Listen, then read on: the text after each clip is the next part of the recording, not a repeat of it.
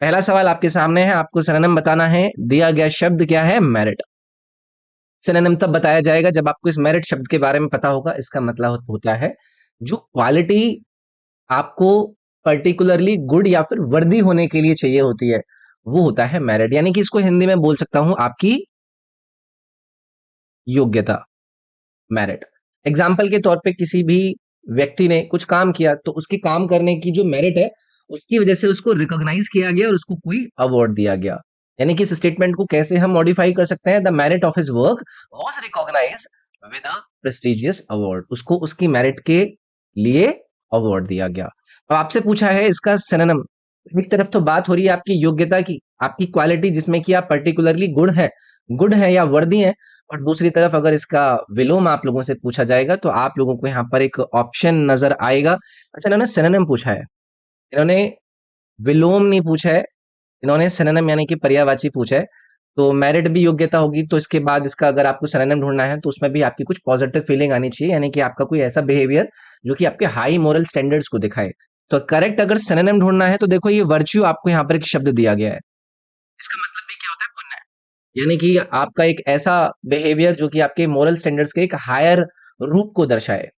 तो यहाँ पर आपका मेरिट और जो वर्च्यू इन्होंने शब्द दिए थे ये क्या हो जाते? एक दूसरे के पर्यायवाची हो जाते। तो यहाँ पर ये बन जाएगा। बाकी के जो ऑप्शन दिए गए हैं उनको भी एक एक करके हम देख लेते हैं। फटीग का मतलब क्या होता है? थकान। थकान यानी कि एक्सट्रीम टायर्डनेस होना, जिसकी जो रिजल्ट है वो किसकी वजह से, आपकी जो टायर्डनेस है वो हो सकता है मेंटल टायर्डनेस हो, या फिर आप फिजिकली बहुत ज्यादा अपने आप को एक्ससीड कर चुके हो, उसकी वजह से आपको फटीग हो रहा हो, तो ये होता है थकान। ठीक है। उसके बाद एक वर्ड आपको यहाँ पर दिया गया है, रेजिड्यू। रेजिड्यू का मतलब होता है जो बच जाता है, यानी कि अवशेष, किसी भी चीज का अवशेष। एक छोटे अमाउंट में कोई ऐसी चीज जो कि मेन पार्ट के जाने के बाद बची हुई हो, या फिर मेन पार्ट के निकाले जाने के बाद आपकी रिमेनिंग बचती है, तो उसको कहते हैं रेजिड्यू। फिर ये एक वर्ड दिया गया है आपको, ऑब्लिक। ऑब्लिक का मतलब होता है भाई तिरछा। ना ही वो पैरेलल है, ना ही वो राइट एंगल पे है, किसी भी एक स्पेसिफाइड लाइन के अगर कॉन्टेक्स्ट में देखा जाए।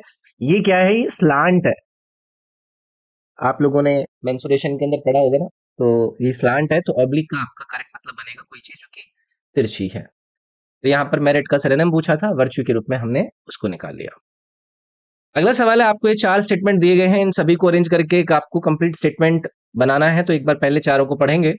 It contains high level of vitamin A and D. Cod liver oil is thus used to treat arthritis. This supplement is made from the liver of cod fish. Cod liver oil is a nutritional supplement. इन चारों statement का individual meaning आप सभी लोगों को समझ में आया होगा, लेकिन जब आप इनको जोड़ते हैं तो आप लोगों को ये देखना है कि जिस स्टेटमेंट से आपको आपके मेन सब्जेक्ट की बारे में पता चले। तो आप मुझे बताइए कि इन चारों स्टेटमेंट को पढ़ने के बाद आपको जो मेन सब्जेक्ट है वो कौन नजर आ रहा है? कॉड लिवर ऑयल ना? कॉड लिवर ऑयल कौन सा स्टेटमेंट इस मेन सब्जेक्ट को इंट्रोड्यूस कर रहा है? जो डी वाला इन्होंने स्टेटमेंट दिया है कि cod liver oil is a nutritional supplement. फिर उसके बाद इसके बारे में बताया जा रहा है, यानी कि इस मेन सब्जेक्ट के बारे में आपको इंफॉर्मेशन प्रोवाइड करी जा रही है कि जो सोर्स है कॉड लिवर ऑयल का, तो ये दिया गया है आपको सी वाले स्टेटमेंट में कि this supplement is made from the liver of code fish. तो आपका पहले डी आ गया, फिर उसके बाद आपका सी आ गया। तो उसके बाद देखिए आपका जो स्टेटमेंट ए है कि it contains high level of vitamin A and D. ये क्या दे रहा है? ये आपको डिटेल्स दे रहा है कि जो कॉड लेवल ऑयल है जो कि मेन सब्जेक्ट था आपके इस कंप्लीट स्टेटमेंट का, उसकी डिटेल्स दे रहा है कि वो न्यूट्रिशनल है। उसके कंटेंट्स क्या क्या हैं? तो it contains high levels of vitamin A and D.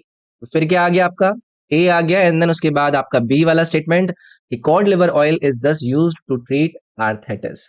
यानी किसका यूजेज इन्होंने आपको बता दिया, इन्होंने कंक्लूड कर दिया कि प्रैक्टिकल एप्लीकेशन सप्लीमेंट का है क्या। तो यहाँ पर आ गया आपका बी। तो डीसीएबी यानी कि ऑप्शन नंबर जो वन आपको यहाँ पर दिया गया था वो करेक्ट हो जाता। ठीक है। चलिए अगला स्टेटमेंट, अगला सवाल देखते हैं। आप लोगों को यहाँ पर जो ये अंडरलाइन फेज दिया गया है उसको ग्रामेटिकली करेक्ट दिए गए ऑप्शन के साथ सब्सटीट्यूट करना है, रिप्लेस करना है। तो पहले स्टेटमेंट पढ़ते हैं। The programme on TV was not shown the blurring faces of the inmates of the rehabilitation centre. तो आपका स्टेटमेंट क्या कहना चाह रहा है वो आपको क्लियर है कि जो प्रोग्राम था टीवी पर उसको नहीं दिखा गया मतलब उसने ब्लरिंग फेसेस कर दिए इनमेट्स के, जो भी लोग इनहैबिटेशन सेंटर के अंतर्गत थे। अब आप लोग मुझे बताइए कौन सा फेज आपका इन चार विकल्प में से करेक्ट बैठेगा।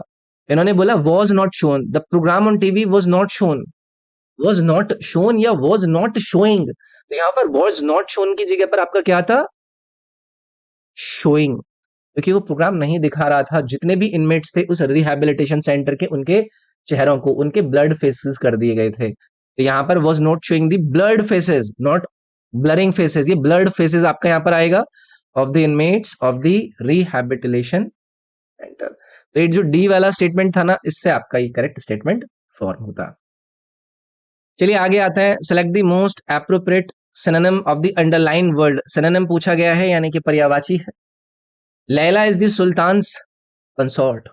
पहली चीज आपको ये पता होनी चाहिए कि इस वर्ड कंसोर्ट का मतलब क्या होता है। ये होता है भी साथी, ठीक है। सिनोनिम मुझे ढूंढना है। कंसोर्ट का मतलब होता है जो आपका कंपेनियन है, ठीक है, कंपेनियन कंसोर्ट। स्पेशली इसमें जो रोमांटिक पार्टनर या फिर कोई स्पाउस होता है उसको लेकर इस कंसोर्ट को यूज किया जाता है। जैसे कि एग्जाम्पल पुरानी स्टोरीज में आपने देखे होंगे, the king and his consort attended the grand ball together, तो वो उनकी साथी, जो उनकी स्पाउस है। अब इसका आपको ढूंढना है सिनोनिम यानी कि जो पर्यायवाची है। तो पार्टनर एक सही वर्ड आपका इसमें निकलता है। पार्टनर किसको रेफर करता है, एक ऐसा व्यक्ति जिसके साथ आप शेयर करते हैं क्लोज रिलेशनशिप, तो पार्टनर आपका यहाँ पर करेक्ट बनेगा, ठीक है। सी ऑप्शन करेक्ट हो जाएगा। बाकी के जो वर्ड दिए गए थे एक बार उनको देख लेते हैं। अल्कोहलिक, अल्कोहलिक हो जाएगा भाई आपका शराबी, पर्सन जो कि अल्कोहलिज्म से सफर कर रहा है, ठीक है। फू का मतलब क्या होता है, फू आपने कई बार वर्ड सुना होगा, ये होता है दुश्मन, ठीक है, कोई एनिमी या फिर ओपोनेंट, मतलब वो कुल मिलाकर आपके अगेंस्ट में हो। फिर एक वर्ड इन्होंने एनिमी दिया है। एनिमी मतलब शत्रु, एक पर्सन जो कि एक्टिवली आपके किसी भी चीज को अपोज करता है, ठीक है भाई। तो यहाँ पर आपका सी करेक्ट सिनोनिम बनेगा वर्ड कंसोर्ट का। अगला है select the most appropriate meaning of the given idiom. Idiom आपको दिया गया है जंप द गन, तो नया है, मे बी आप लोगों ने पहले इसके बारे में सुना हुआ हो। तो जंप द गन का मतलब होता है जब आप कुछ करते हैं बहुत जल्दी जल्दी, बहुत ही जल्दबाजी में किसी चीज को करते हैं। तो यहाँ पर मैं लिख सकता हूँ कि कोई भी वस्तु या फिर कोई भी कार्य को जल्दबाजी में करना, या फिर जल्दबाजी करना, ऐसा बोल सकते हैं, जंप द गन। एग्जाम्पल के तौर पे अगर मैं आपसे कहूंगा कि कोई व्यक्ति है, मैं कहूंगा कि ही जंप दी गन, क्यों, क्योंकि इसने अनाउंस कर दिया प्रोजेक्ट को जबकि उसको ऑफिशियली अभी तक अप्रूव भी नहीं किया गया था। तो ये बोला जा सकता है कि ये jump the gun by announcing the project before it was officially approved, ठीक है, याद रखेंगे। तो चलिए यहाँ पर करेक्ट ऑप्शन आपका to do something too soon और टू क्विकली वाला जो था वो करेक्ट हो जाता। अगला सवाल है, फिर से आपको 5 स्टेटमेंट दिए गए हैं, आपको इनके करेक्ट ऑर्डर में अरेंज करना है। तो एक एक करके सारे के सारे जो स्टेटमेंट है उनको हम पढ़ेंगे। Population is expected to triple in the next 50 years among the world's poorest countries. Population shrinkage in that period, whereas many rich countries will see. आप लोग मुझे बताइए कि जो कॉन्टेक्स्ट है वो किसका चल रहा है यहाँ पर, पॉपुलेशन का चल रहा है ना।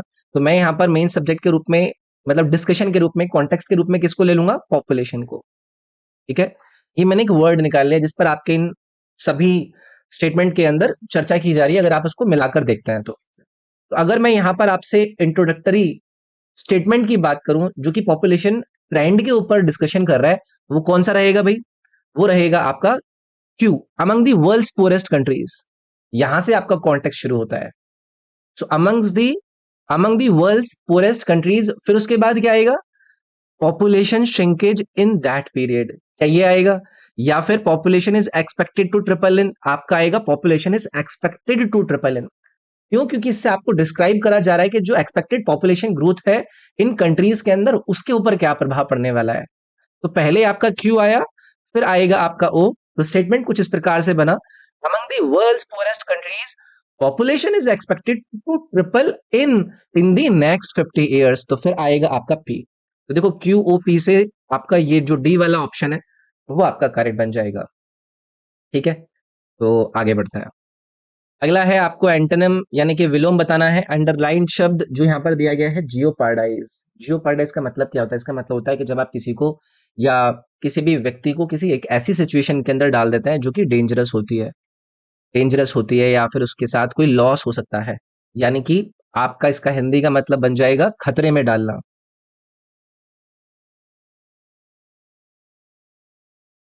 वैसे ही जिन्होंने जो ये पूरा का पूरा स्टेटमेंट यूज किया ना, उससे ही आइडिया लग जाता है।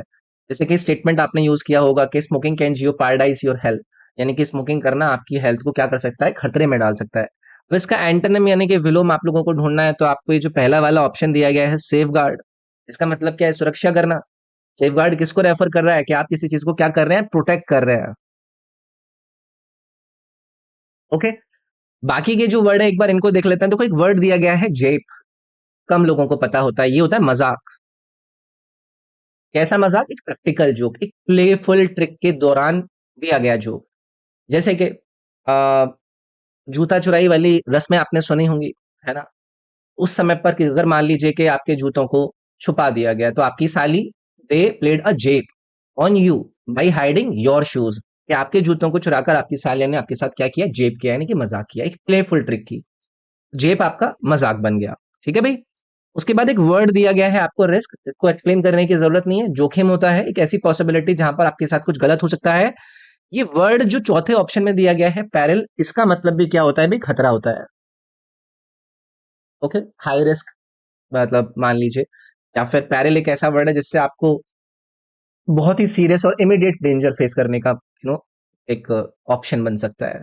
तो सेफ गार्ड एंटोनिम बन जाता है आपके इस जियो पैराडाइज से। आगे बढ़ते हैं भाई। अगला सवाल है, Rahul thinks he is as smarter as his friends in the class.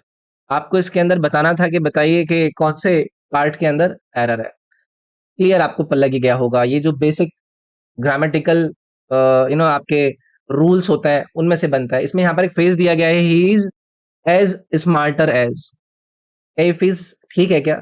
आप लोग मुझे बताओ कि जो कंपैरेटिव स्ट्रक्चर होता है वो क्या होता है, एज आता है, फिर क्या आता है, एडजेक्टिव आता है, और फिर आपसे क्या क्या आता है, फिर एज आता है। जब आप दो चीजों को क्या करते हैं, कंपेयर करते हैं, सम वे वो क्या है, इक्वल है। तो यहां पर जो आपका करेक्ट स्ट्रक्चर बनता है वो क्या बनता है, he is as smart as. तो यहां पर आपका क्या आता है, एज स्मार्ट एज। स्मार्ट आएगा ना कि स्मार्टर। ठीक है जी, तो ये जो he is as smarter as यहां पर इन्होंने दिया गया था, वो आपका सटीक बैठता।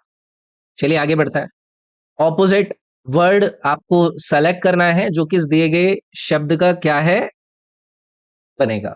डेफिशिएंट, डेफिशिएंट का मतलब क्या होता है, जब आपके पास कुछ अमाउंट में, कुछ डिग्री में कोई चीज इनफ ना हो,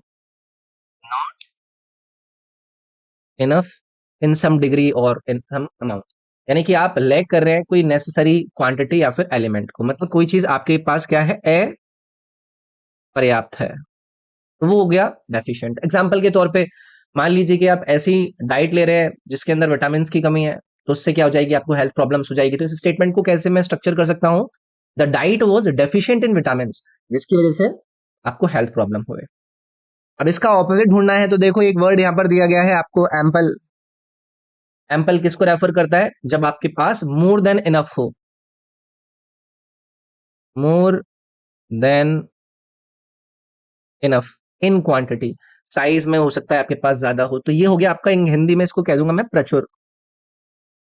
अपर्याप्त और प्रचुर एक दूसरे के ऑपोजिट हो गए जी। चलो, इसके बाद आप लोगों को जो बाकी वर्ड दिए गए हैं ये भी आसान है। टेरेबल, सभी लोगों को पता है, कोई चीज जो कि भयानक होती है, कोई चीज वो की जो कि एक्सट्रीमली बैड हो, आप उसको टेरेबल कहेंगे। जैसे कि वेदर को लेकर टेरेबल शब्द को यूज करता है, जैसे कि the weather was so terrible that we decided to stay indoors all day, कि जो मौसम था वो इतना टेरेबल, इतना भयानक था कि हमने डिसाइड किया कि भैया हम घर के अंदर रहेंगे।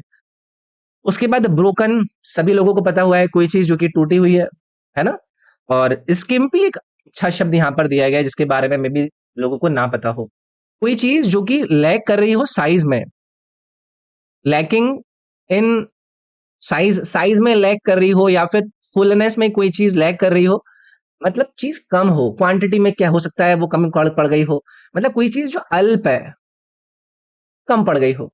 जैसे कि मान लीजिए कि आपके घर में मेहमान आए और आपने जो खाना मार्केट से ऑर्डर किया था वो आपके मेहमानों के लिए कम पड़ गया, तो आप क्या कहोगे, that portions of food served were quite skimpy. Skimpy का मतलब कम रह गया, कम था, जिसकी वजह से सभी लोग क्या रह गए, भूखे रह गए। ठीक है।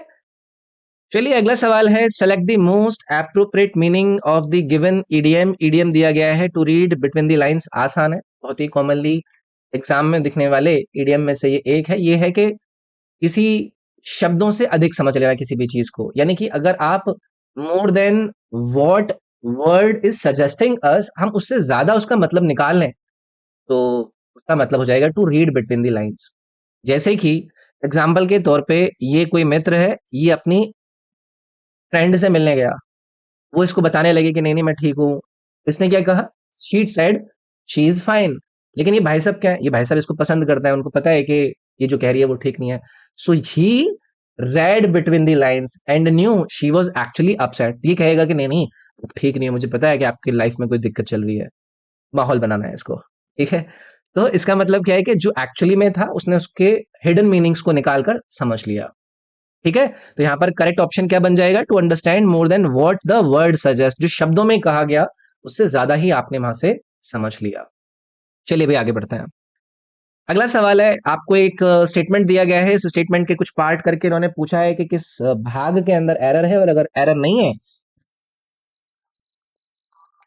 Neither my brother nor my brothers in law attended the meeting as his health is not more good.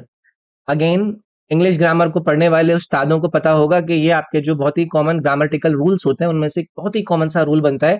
आप लोग मुझे बताइए कि जो इन्होंने फेज यूज किया है कि his health, as his health is not more good, तो ये ग्रामेटिकली करेक्ट है क्या? देखो, करेक्ट फेज जो आप यूज करोगे वो क्या करोगे कि his health is not more good कीजिए, क्योंकि आप सब्जेक्ट किसको कंसिडर कर रहे हो यहाँ पर? आप ब्रदर्स इन लॉ को। तो आप बोलोगे their health is not good anymore. ठीक है, तो ये जो बी वाला आपका ऑप्शन है, जो कि लास्ट वाला फेज था आपके स्टेटमेंट के अंदर, वो इसके अंदर करेक्ट बनेगा। अब जैसे यहाँ पर ये है, मैं ये लिख दूं मोर गुड, ये इनकरेक्ट है ना? है ना? आप किसको यूज करोगे? आप बेटर को यूज कर लोगे। It should be used comparison के लिए, है ना? चलिए आगे बढ़ता है। Select the most appropriate option to fill in the blank. आपको स्टेटमेंट दिया गया है, two of the fugitives manage to remain free by adeptly avoiding what of the police. यानी कि दो भगौड़े थे, वो भगौड़े ने मैनेज कर लिया कि वो क्या रहेंगे? फ्री रहेंगे। क्या अवॉइड करके? पुलिस से। क्या अवॉइड करके? आप लोगों को स्टेटमेंट के अंदर क्लियर हो गया होगा। जब मैं आपके इस ऑप्शन नंबर 2 की तरफ नजर डाल रहा हूं तो मुझे पता चल रहा है कि इसका मतलब होता है पीछा करना। तो जो पुलिस है या फिर ये जो परसुइट शब्द है, ये क्या रेफर कर रहा है? आपके एक ऐसे एक्ट को रेफर कर रहा है जहां पर आप किसी चीज को कैच करना या फिर किसी चीज को पाने की बात कर रहे हैं, किसी चीज के पीछे पड़े हुए हैं। अगर ये दोनों अवॉइड कर लें पुलिस के पीछे पड़ने को, तो ये दोनों क्या रहेंगे? ये दोनों फ्री रहेंगे। तो आपका ये ऑप्शन नंबर बी करेक्ट हो जाएगा ना? डिस्कवरी नहीं जाएगा, खोज थोड़ी ना करवानी है इनको पुलिस से। रिप्रेशन एक अच्छा शब्द है, इसका मतलब है भाई दमन। दमन मतलब एक ऐसा एक्शन जहां पर आप किसी को फोर्सफुली क्या कर रहे हैं? पकड़ रहे हैं। तो रिप्रेशन, ये पुलिस से खुद को पकड़वाने की भी बात को अवॉइड नहीं करना चाह रहे हैं। फॉलोइंग मतलब किसी का अनुसरण करना। जो कोई चीज टाइम में आती है, एक ऑर्डर में आती है, वो फॉलोइंग है, तो वो भी नहीं आएगा। ये परसुएट, यानी कि अपने पीछे करने का जो पुलिस काम कर रही है इनके, उसको अवॉइड करके ये फ्री रहना चाहते हैं। ठीक है, अगला सवाल है, select the incorrectly spelled word from the given sentence. आपको यहाँ पर एक अंडरलाइन वर्ड दिया गया है, शी रिसीव्ड। या रिसीव्ड शब्द क्या हमसे अ, इन्होंने ये अंडरलाइन क्यों कर दिया यार? ये अंडरलाइन शायद मैंने कर दिया है, पता नहीं क्या इन्होंने ये अंडरलाइन क्यों कर दिया। तो इन्होंने तो आंसर ही बता दिया है। क्या स्पेलिंग होती है? अब देखो यही है कि कभी कभी मैंने शायद गलती से इसको अंडरलाइन कर दिया। इन्होंने सीधा स्टेटमेंट दिया होगा, उसमें से पूछा होगा कि कौन सा इनकरेक्टली करेक्ट है। तो रिसीव का मतलब क्या होता है? जो चीज आपने प्राप्त करी है। बाकी आउटस्टैंडिंग, अवार्ड, परफॉर्मेंस, ये आपके क्या है? करेक्टली स्पेल्ड वर्ड है। अगला सवाल है, आपको इस फॉलोइंग सेंटेंस को एक्टिव वॉइस फॉर्म में क्या करना है? एक्सप्रेस करना है। The car was repaired by the mechanic. यार ये रटे हुए होते हैं आपके पैसिव वॉइस का स्ट्रक्चर जो होता है, जो आपका सब्जेक्ट होता है एक्टिव वॉइस के अंदर, वो क्या बन जाता है? ऑब्जेक्ट बन जाता है जब आप उसको पैसिव वॉइस के अंदर लेकर जाते हैं। तो पैसिव वॉइस के अंदर जो सेंटेंस है वो क्या है आपका? The car was repaired by the mechanic. अब इसको अगर आपको किसके अंदर कन्वर्ट करना है, एक्टिव वॉइस के अंदर कन्वर्ट करना है, तो आपको क्या करना है, जो ओरिजिनल सब्जेक्ट है वो कौन है, दी मैकेनिक। इस दिस दी मैकेनिक को आपको क्या करना पड़ेगा, आपके स्टेटमेंट के बिगिनिंग में लाना पड़ेगा। सो द मैकेनिक वॉज, या फिर यहां पर क्या गया, वॉज है ना, तो वॉज रिपेयर्ड को आप क्या करोगे, रिपेयर्ड कर दोगे। मैकेनिक रिपेयर्ड दी कार, किधर है भाई, ये आपका ऑप्शन नंबर डी। ठीक है, चलिए आगे आएंगे। फिर से आपसे ये जंबल सेंटेंसेस वाला सवाल उन्होंने पूछा है, 4 स्टेटमेंट है, चारों को आपको करेक्ट तरीके से अरेंज करना है। पढ़ते हैं। Kindness and empathy in a world that can B bring light and positivity, harsh and challenging. कुछ अच्छी अच्छी बातों की बात हो रही है, तो आप लोग मुझे बताइए कि इन 4 स्टेटमेंट से जो शुरुआत होगी वो कॉन्टेक्स्ट को सेटअप करना होगा आपको। तो आप इसमें से बताइए कि कौन से स्टेटमेंट से आप अपना एक कॉन्टेक्स्ट को सेट कर पा रहे हैं। In the world that can be, in the world that can be harsh and challenging, तो क्यू आ गया, फिर आपका आर आ गया। In the world that can be harsh and challenging, kindness and empathy bring light and positivity, तो आपका P आएगा और फिर आपका ओ आएगा। एक ऐसा वर्ल्ड जो कि हार्श और आपके लिए चैलेंजिंग हो सकता है, काइंडनेस और एम्पैथी जो है वो क्या लाते हैं, लाइट और पॉजिटिविटी लेकर आते हैं। तो क्यू आर पी ओ, आपका ये ऑप्शन नंबर सी करेक्ट बन जाएगा। अगला सवाल है, select the option that can be used as a one word substitute for the given group of words. आपको स्टेटमेंट क्या दिया गया है, a person who is trained to travel in a spacecraft. आसान है ना भाई, अभी आई है ना हमारी सुनीता विलियम्स जी, कौन है वो, अंतरिक्ष यात्री है ना। तो अंतरिक्ष यात्रियों को क्या कहा जाता है, एस्ट्रोनॉट कहा जाता है ना, जो कि स्पेसक्राफ्ट के अंदर ट्रेवल करने में ट्रेंड होते हैं। तो ये वाला तो हो सकता है आपको पक्का आपके एग्जाम में मिले। जैसे कि इसके ही सेम एग्जांपल को लेकर मैं आप लोगों से कह सकता हूं कि Neil Armstrong was the first astronaut जो कि मून पर वॉक करके आया था। या फिर अभी के कॉन्टेक्स्ट में कह सकता हूं कि जो सुनीता विलियम थी वो काफी टाइम तक स्पेस के अंदर स्टक हो गई due to some technical reason. और सुनीता विलियम कौन थी, एक एस्ट्रोनॉट ही थी। अब बाकी के ऑप्शन भी भाई देखो यहाँ पर इन्होंने आप लोगों के लिए दिए हैं, इनके बारे में भी हमें जानने की जरूरत है। सबसे पहला है आर्किमिस्ट। ये कौन है भाई, ये वो व्यक्ति है जो कि प्रैक्टिस करता है क्या, आर्केमी को। तो आप बोलोगे कि मतलब, अरे ये मेडिवल प्रिकर्सर हुआ करते थे केमिस्ट्री के, जिनका मैटर को ट्रांसफॉर्म करने में ध्यान हुआ करता था। ठीक है, तो ये जो हुआ करते थे ना, इनके अंदर ऐसी काबिलियत हुआ करती थी कि ये जो बेस मेटल्स हुआ करते थे इनको गोल्ड में बदल देते थे। इनको रस विद्या भी कहा जाता है, यहाँ पर लिख देता हूँ, रस विद्या, रस विद्वानी बोल दीजिए जो आपको बोलना चाहना है।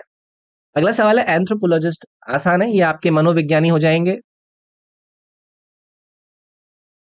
मनोविज्ञानी, a person who studies human societies, उनके कल्चर्स को पढ़ना, उनके डेवलपमेंट को पढ़ना, ये होते हैं आपके एंथ्रोपोलॉजिस्ट। उसके बाद एक क्यूरेटर है। आप में से अगर कोई भी क्रिकेट वगैरह देखता हो तो पिच क्यूरेटर भी होता है ना, लेकिन ये वो वाला नहीं है। ये है एक ऐसा व्यक्ति जिनको आपने रिस्पॉन्सिबिलिटी दी है कि किसी म्यूजियम के जो कलेक्शन वगैरह है उनको ये क्या करते हैं भाई साहब, उनकी केयर करता है, उनको मैनेज वगैरह करता है। ऐसे ही पिच क्यूरेटर होता है, वो किसको मैनेज करता है और केयर करता है, जो क्रिकेट पिच होती है उसकी। ठीक है, चलिए आगे बढ़ते हैं। अगला सवाल इन्होंने पूछा है कि दिए गए सेंटेंस को पैसिव फॉर्म में आप लोगों को एक्सप्रेस करना है। वही सेम एक्टिव वॉइस का स्ट्रक्चर क्या होता है, सब्जेक्ट, मेन वर्ब, जो प्रेजेंट पार्टिसिपल है जो भी अगर उन्होंने यूज किया है, फिर उसके बाद ऑब्जेक्ट आता है। तो स्टेटमेंट क्या है, each candidate was making tall promises. तो अगर मैंने इसको पैसिव वॉइस में लेकर जाना है तो ये जो टॉल प्रोमिसेस है, ऑब्जेक्ट है ना, इसको मुझे शुरुआत में लेकर आना पड़ेगा। और ये जो वॉज मेकिंग यहां पर दिया गया है, ये क्या बनेगा, वर बीइंग मेड। तो आप कैसे करेंगे, टॉल प्रोमिसेस, क्योंकि प्लूरल है, तो फिर क्या आएगा आपका, वर, ये आईएनजी वाला फॉर्म था तो ये आ जाएगा वर बीइंग मेड। तो कहां पर है भाई, ये रहा ना, tall promises were being made by each candidate. तो ये डी वाला जो ऑप्शन था ये करेक्ट हो जाता है, इसमें कुछ भी नहीं होता है इसमें। Select the correctly spelled word, consciousness. ये आप लोगों ने एक इंस्टाग्राम पर रील देखी होगी, युगांडा की प्राइम मिनिस्टर शपथ ले रही थी या पता नहीं कुछ बोल रही थी वो, तो वो अपनी जो स्पीच थी उस स्पीच में बोलते हुए इस कॉन्शियसनेस के शब्द को आ, बहुत ज्यादा परेशान हो गई थी। ठीक है, लेकिन ये वो वर्ड नहीं है, ये कंसाइंशियस है। ठीक है, ये वो कॉन्शियसनेस शब्द को बोलने में अटक गए थे, ये कंसाइंशियस है। ये जो वर्ड है आपका कंसाइंशियस, पहले तो इसकी स्पेलिंग करेक्ट आप याद रखिएगा, ये है साइंशियस। मैं एक बार लिख देता हूं, पहले कौन आएगा, फिर आपका साइन तक आएगा, फिर आपका आ जाएगा TIOUS, ये वर्ड आपका रहेगा। इसका मतलब होता है जब आप विश करते हैं अपने काम को, अपनी ड्यूटी को काफी अच्छे से, मतलब आप क्या है, ईमानदार है। ठीक है, तो ये इसका करेक्ट स्पेलिंग वाला वर्ड इसमें से निकलता। अगला सवाल है, आपको सिनोनिम यानी कि पर्यायवाची बताना है किसका, जोवियल का। आसान सवाल है यार, एक व्यक्ति जो कि बहुत ज्यादा क्या है, चीयरफुल है, बहुत ज्यादा फ्रेंडली है, तो इसको मैं जोवियल कैटेगरी के अंदर रखूंगा। अब मेरे को इसको अगर सिनोनिम ढूंढना है तो इन चार विकल्प में से आपको चीयरफुली नजर आ रहा है ना यार, ये यही आपका आंसर बन जाएगा। अब देखो यहाँ पर एक वर्ड दिया गया है प्रोफेन, इसका मतलब क्या होता है, कोई चीज जो कि सैक्रेड नहीं है, यानी कि पवित्र नहीं है, अपवित्र बोल सकता है, वो हो जाती है आपकी प्रोफेन। ऐसे ही यहाँ पर एक वर्ड दिया गया है सोलेमनिटी, इसका मतलब होता है एक ऐसी स्टेट या फिर क्वालिटी जहां पर आप क्या है, बहुत ज्यादा सीरियस है, आप बहुत ज्यादा गंभीरता से बात को ले रहे हैं, गंभीरता। मिजरेबल का मतलब होता है कोई ज्यादा व्यक्ति ना जो दुखी हो रखा है, बहुत ज्यादा अनहैप्पी अनहैप्पी है, अनकंफर्टेबल है, यानी कि वो क्या फील कर रहा है, मिजरेबल फील कर रहा है। जैसे कि she felt miserable after hearing bad news, तो बुरी खबर सुनने के बाद उसको बहुत ज्यादा दुख महसूस हुआ। एंटोनिम बताना है, विलोम बताना है, वर्ड आपको दिया गया है मिएंडर, और आसान है। और मिएंडर शब्द का मतलब होता है जब आप एक भटकता हुआ काम करते हैं, मतलब कोर्स पर ऐसे ऐसे घूम रहे हैं, तो इसका सीधा सीधा मतलब है भटकना। ठीक है, जैसे रिवर है, रिवर क्या करती है, मेंडर करती है, वैली से वो मेंडर करते हुए जाती है, जिसकी वजह से वो काफी बढ़िया एक सीन होता है। अब इसका एंटोनिम क्या बन जाएगा, इसका विलोम क्या बनेगा, एक तरफ आप भटक रहे हो, एक तरफ आपको कोई डायरेक्ट कर दे कि कैसे चलना है, तो यहाँ पर एक वर्ड दिया गया है डायरेक्ट, यानी कि एकदम सीधा आपको एक रूट बता दिया गया है कि सीधा चला जाए ऐसे ऐसे करके, नाक की सीध में। और मेंडर जहां पर आप ऐसे ऐसे करके जा रहे हो, तो ये दोनों क्या हो गए, एक दूसरे के विलोम हो गए। ठीक है, चलिए भाई आगे बढ़ते हैं। अगला सवाल इन्होंने आपकी स्क्रीन पर कॉम्प्रिहेंशन के रूप में दिया है, तो कॉम्प्रिहेंशन को पहले एक बार पढ़ लेंगे। Appearances may not reveal the man, so you shouldn't make about a man's character based on how dash people smile and smile yet prove to be dash. On the other hand, people with a rough exterior prove to be dash and most considerate people on earth. They are the people who are beautiful from dash. पूरे के पूरे comprehension से आपको ये पता चला कि जो आपकी अपीयरेंसेस होती हैं, जैसा आप दिखते हैं, वो जरूरी नहीं है कि वो आपकी वास्तविकता को दर्शाता हो। उन्होंने यही बताया है कि किसी भी मैन का कैरेक्टर बेस होता है किस पर, वो आपको बताना है कि उसके अंदर क्या अप्रोप्रिएट आप ब्लैंक फिल करेंगे। लोग जो हंसते हैं उनकी स्माइल आपको उनके चेहरे पर नजर आती है, फिर भी वो कुछ प्रूव होते हैं। और फिर उसके बाद दूसरी तरफ आपसे कहा जा रहा है कि पीपल जिनके चेहरों के एक्सप्रेशन रफ होते हैं वो कुछ निकलते हैं, उस डैश में आपको भरना है। तो इन्होंने एक ऐसा स्टेटमेंट यूज किया है, एक ऐसा कॉम्प्रिहेंशन यूज किया है जहां पर आपकी अपीयरेंसेस, जब आप हंसते हैं तो आपका हो सकता है कि रुख या फिर सोच अलग प्रकार की हो, या फिर जब आपके चेहरे के एक्सप्रेशन रफ होंगे तो आपकी सोच किसी और तरीके की हो। पहला ब्लैंक आप लोगों को फिल करना है, तो चलो एक बार देखते हैं कि इन्होंने आप लोगों को कौन कौन से ऑप्शंस दिए हैं। तो appearances may not reveal the man, so you shouldn't make dash about man's character. तो अगर चेहरे से आपको ये नहीं पता चल रहा है कि मैन क्या है, तो आपको ये नहीं बनाना चाहिए कि वो आदमी कैसा है। कौन कौन से ऑप्शन दिए हैं, deficient, assent, assumption. Assumption set होगा ना, भी नहीं होगा। ये पैसेज किसके बारे में डिस्कस कर रहा है कि आप किसी व्यक्ति का कैरेक्टर मत जज कीजिए कि वो दिख कैसा रहा है। तो करेक्ट वर्ड जो आपका यहाँ पर एडजस्ट होगा वो कौन सा होगा, उसको ये इंडिकेट करना पड़ेगा ना कि भाई जो जजमेंट है वो आपके बिना इंफॉर्मेशन के आधार पर नहीं होने चाहिए। अजम्पशन शब्द जो यहाँ पर दिया गया है, so you should not make assumptions about a man's character based on how। अभी दूसरा वाला ब्लैंक है, बेस्ड ऑन हाउ, देन क्या आएगा। अब इस पैसेज के अंदर आप डिस्कस कर रहे हैं कि आपको जज नहीं करना है, अब यहां पर जो आपको फिल करना है उसके फिजिकल अपीयरेंस पर देखना है। तो सबसे सही वर्ड इन चार में से क्या आएगा, लुक्स। कि वो आदमी कैसा लग रहा है उसके हिसाब से आप अपने अजम्पशंस मत बनाओ। तो यहां पर अजम्पशन आ गया और यहां पर आ गए लुक्स। ठीक है, अच्छा, फिर है people smile and smile yet prove to be what, तो लोग मुस्कुराते हैं। तो ये पैसेज यहाँ पर क्या कर रहा है, कॉन्ट्रास्ट कर रहा है इसकी आउटवर्ड अपीयरेंस को उसके ट्रू कैरेक्टर से। तो यहां पर आपको क्या नजर आ रहा है, पीपल स्माइल एंड स्माइल, ये हमारा ये वाला हो गया ना, अगले इस पर आए ना, ब्लैंक नंबर 3 पे आता है, पीपल स्माइल एंड स्माइल, और यहाँ पर वो पढ़ते हैं, ऑप्शंस पढ़ते हैं, sparkling, ecstatic, grumpy and joyful. तो people smile and smile yet prove to be, तो यहाँ पर जो पॉजिटिविटी थी उससे दूसरा वाला यहाँ पर आपका ऑप्शन बनेगा ना भाई, है ना। मतलब एक ऐसा वर्ड, स्माइल करने से तो आप लोगों की अच्छाई दिखती है, लेकिन उन्होंने बोला है येट प्रूव टू बी, तो मतलब आप कॉन्ट्रडिक्ट करने वाले हो यहाँ पर। तो सबसे सही कौन सा ऑप्शन आएगा, ग्रम्पी।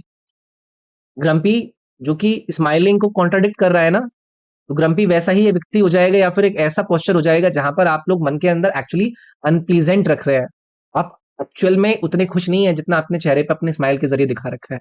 तो ग्रम्पी वर्ड यहाँ पर सटीक बैठेगा। अगला देखेंगे भाई, 24th नंबर पर आइए। तो यहाँ पर आपका ग्रम्पी आ गया है, एक बार भर देते हैं हम, grumpy based on how he looks, और यहाँ पर आपका आया था assumptions। On the other hand people with rough exteriors prove to be what, यानी कि यहाँ पर हमें क्या करना है, एक ऐसा वर्ड यूज करना है कि आपको वो व्यक्ति के बारे में बताया जा रहा है जिसके बाहर से एक्सप्रेशंस आपको बहुत ज्यादा रफ दिखे, लेकिन अंदर से क्या है, वो काइंडेस्ट है, वो दयालु है। तो यहाँ पर आपका काइंडेस्ट वाला वर्ड आ जाता। फिर उसके बाद अगला इन्होंने आपसे पूछा है लास्ट में, they are the people who are beautiful from within, word आपका यहाँ पर आएगा, क्योंकि बात हो रही थी कि एक्सटीरियर जो दिखते हैं उनसे आपके अंदर की अच्छाई के बारे में या बुराई के बारे में आप जज नहीं कर सकते। तो ये विद इन वाला जो ऑप्शन है वो इसके अंदर सटीक बैठता।